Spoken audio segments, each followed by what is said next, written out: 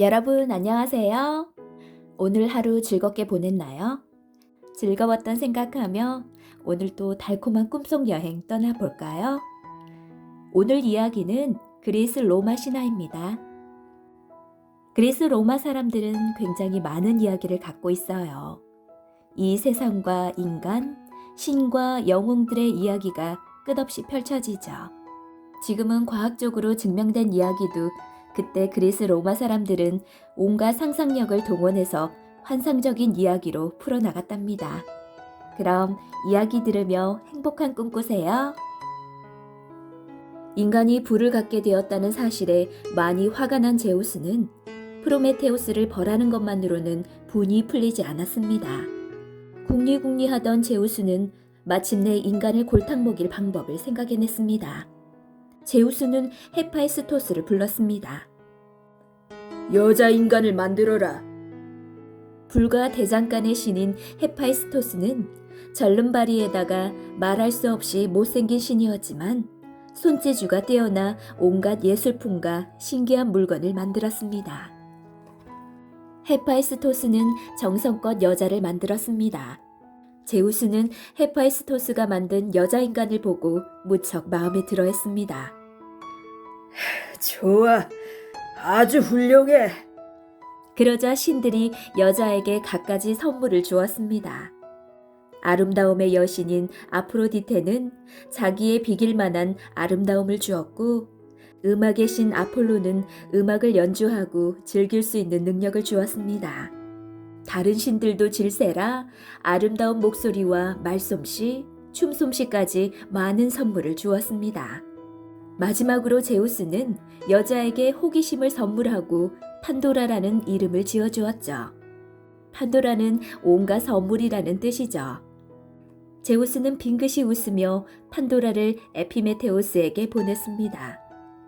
나중에 생각하는 사람인 에피메테우스는 아프로디테만큼이나 예쁜 판도라를 보자마자 한눈에 반해 덜컥 결혼해버렸습니다. 그런데 프로메테우스와 에피메테우스에게는 비밀 상자가 하나 있었습니다. 프로메테우스와 에피메테우스가 지상으로 내려올 때 제우스가 준 것이었는데 그 속에는 속임수, 질병, 거짓말, 미움, 가난, 걱정 따위의 나쁜 것들이 가득 들어 있었습니다. 이제 제우스가 왜 판도라에게 호기심을 선물했는지 눈치채셨나요? 맞아요. 판도라로 하여금 그 비밀 상자를 열도록 만들려는 속셈이었죠. 어느 날 판도라는 집안 깊숙이 감추어져 있던 비밀 상자를 발견했습니다.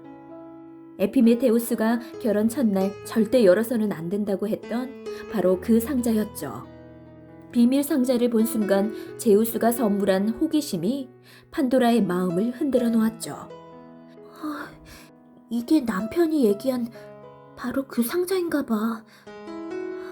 참 예쁘게도 생겼네. 이 안에 뭐가 들었을까? 뭐가 들었길래 남편이 그렇게 무섭게 얘기했지?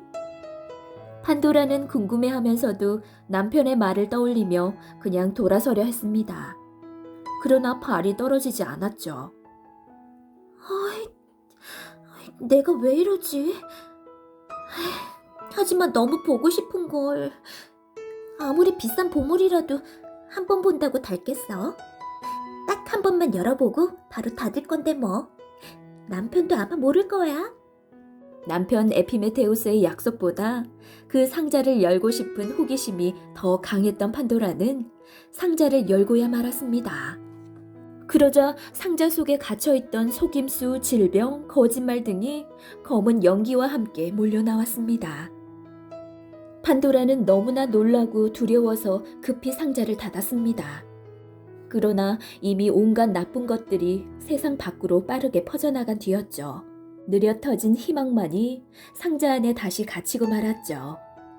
제우스의 계획대로 비밀 상자 속의 온갖 재앙들은 세상에 나와 인간들을 괴롭혔습니다. 그러나 이상하게도 인간들을 완전히 무너뜨리지는 못했죠. 아무리 힘들어도 희망이 있었기 때문에 인간들은 끝까지 포기하지 않고 다시 일어서곤 했습니다. 그리고 그쯤 되어서는 제우스도 자기 장난이 지나쳤다는 것을 깨닫고 조금은 후회하고 있었다나요. 처음 신들이 세상을 다스릴 때에는 1년 내내 따뜻하고 풍요로웠습니다. 너그러운 곡식의 여신 데메테르가 있었기 때문이죠. 데메테르의 손길 한 번, 입김 한 번이면 누렇던 풀들도 파랗게 얼굴을 들고 열매도 탐스럽게 빛났습니다. 데메테르 곁에는 항상 사랑스러운 딸 페르세포네가 있었습니다.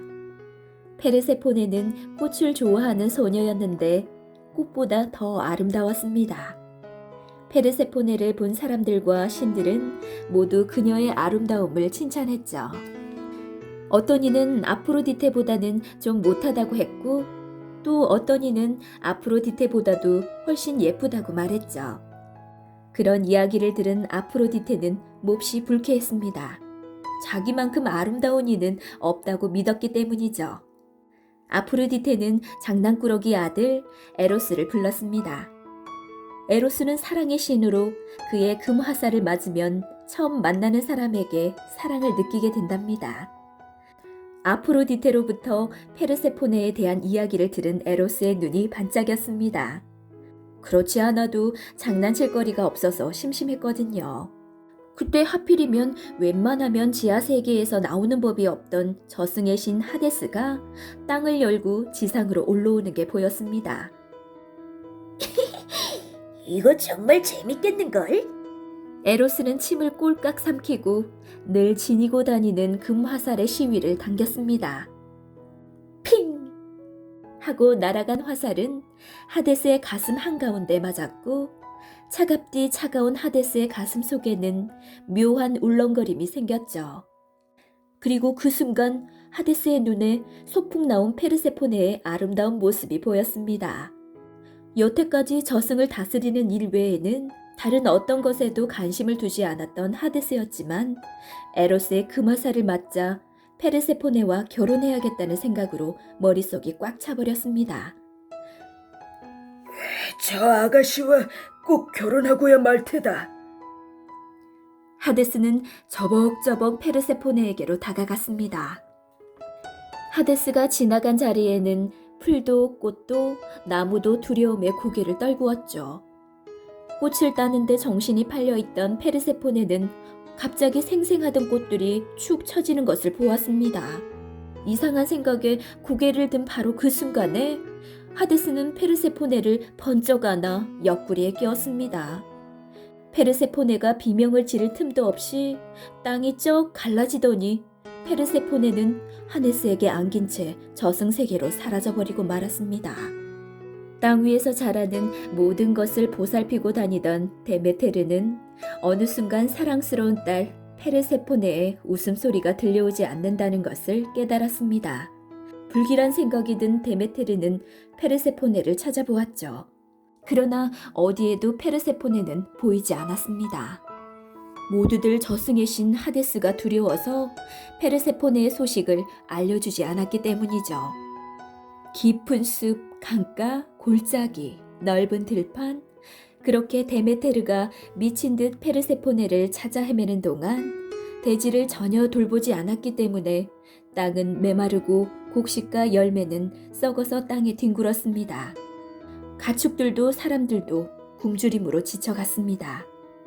인간들의 한숨 소리와 울음소리는 올림푸스까지 울려 퍼졌죠. 올림푸스의 신들도 걱정하기 시작했습니다. 그러나 데메테르는 딸을 찾을 때까지는 땅을 보살피지 않겠노라고 말했죠. 어느 날 샘의 요정 하나가 용기를 내어 데메테르를 찾아갔습니다. 샘이 거의 말라버렸기 때문에 샘의 요정은 말하는 것도 무척 힘들었죠. 여신이시여, 제가 땅속을 흐르다가 페르세포네님을 보았습니다. 데메테르는 깜짝 놀랐습니다. 왜 내 딸이 지하에 있다는 말이냐? 지하는 저승세계를 말하고 저승세계는 죽은 자들이 들어가는 곳입니다. 그리고 저승세계는 저승의 신 하데스의 힘만이 통하는 곳이죠. 페르세포네가 그런 지하에 있다면 데메테르도 어찌하지 못합니다. 데메테르는 한달음에 제우스에게 달려갔습니다. 신의 제왕 제우스만이 그 끔찍한 저승세계에서 자기 딸을 구해낼 수 있을 것이라고 생각했죠. 신들의 제왕이신 제우스님이시여, 페르세포네가 저승세계에 있답니다. 그곳은 죽은 자들만이 가는 차갑고 어두운 곳입니다. 내 귀여운 페르세포네가 그런 곳에 끌려가다니요. 제발 불쌍한 내 딸을 어서 구해주세요. 제우스는 난처했습니다. 제우스는 하데스가 페르세포네와 결혼하려는 사실을 알고 있었죠. 그러나 자기가 아무리 신들의 제왕이라지만 저승의 신 하데스는 함부로 건드릴 수 없었죠. 제우스는 상업의 신 헤르메스를 저승으로 보냈습니다. 헤르메스는 제우스의 심부름꾼답게 하데스의 기분을 상하지 않게 하면서 데메트르의 마음과 제우스의 뜻을 함께 전했습니다. 데메트르 여신이 페르세포네를 얼마나 사랑하셨는지 누구나 다 아는 일입니다. 아주 끔찍히 위하셨죠. 데메테르 여신은 아직도 페르세포네를 잊지 못해서 대지를 다스리지도 않고 슬픔만 하고 계십니다. 이대로 두면 이 세상이 어떻게 될지 알 수 없는 일입니다. 올림푸스의 신들도 모두 걱정하고 계십니다. 제우스 신도 페르세포네가 아직 저승의 음식을 먹지 않았다면 지상으로 올라와야 한다고 말씀하셨습니다. 헤르메스의 말을 듣고 하데스가 화를 냈을까요? 아니에요. 하데스는 오히려 씩 웃었습니다. 헤르메스의 말 속에 답이 있었기 때문이죠. 헤르메스도 슬쩍 미소를 지었죠. 하데스는 페르세포네를 불렀습니다. 데메테르 여신이 너를 애타게 찾고 있다는구나. 어머니와 딸이 서로 못 잊어 그렇게 슬퍼하니 이제 너를 어머니한테 보내주겠다. 어두운 저승세계에 갇혀 매일 울기만 했던 페르세포네는 그 소리를 듣고 너무나도 기뻤습니다. 저승세계에 온 이후로 처음으로 환한 미소까지 지었습니다. 하데스는 페르세포네의 미소를 황홀하게 바라보며 석류 하나를 건넸죠. 가는 길에 배가 고플 테니 이것을 먹도록 해라. 페르세포네는 떠나는 마당이라 거절하지 않았죠. 기분 좋게 석류를 한 입 베어 먹고 페르세포네는 헤르메스를 따라 저승세계를 빠져나갔습니다. 그러나 어머니 데르메테를 만난 순간 페르세포네는 이상하게도 저승세계가 그리워졌습니다. 저승의 음식을 먹었기 때문이죠. 모든 사실을 안 데메테르가 펄펄 뛰었지만 다시 돌이킬 수 없는 일이었죠. 페르세포네가 다시 저승세계로 돌아가자 세상은 그전보다 더 황폐해졌죠. 데메테르가 아예 자리에 누워버렸거든요. 이번에도 제우스가 나서는 수밖에 없었죠. 제우스는 올림푸스 신들과 의논한 끝에 페르세포네를 1년에 4개월은 저승세계에서 8개월은 지상에서 어머니와 지내게 해주었죠. 하데스와 데메테르도 그 말을 따르기로 했습니다. 1년은 12달이죠. 페르세포네가 저승으로 간 넉 달은 데메테르의 슬픔과 한숨으로 춥고 메마른 겨울이 되었습니다. 그러나 페르세포네가 돌아올 쯤부터는 데메트르의 들뜬 마음 때문에 바람도 따뜻해지고 꽃들도 축하의 꽃잎을 피우는 봄이 되었죠. 페르세포네가 돌아오면 대지는 기쁨에 겨워 내내 잔치를 벌이는 여름이 되었고 다시 저승세계로 갈 날이 다가오면 시름에 젖는 데메테르 때문에 찬바람이 불고 나무도 잎을 떨구는 가을이 되었습니다. 이렇게 아프로디테의 시샘과 에로스의 철없는 장난 때문에 세상은 사계절로 나누어지게 되었답니다.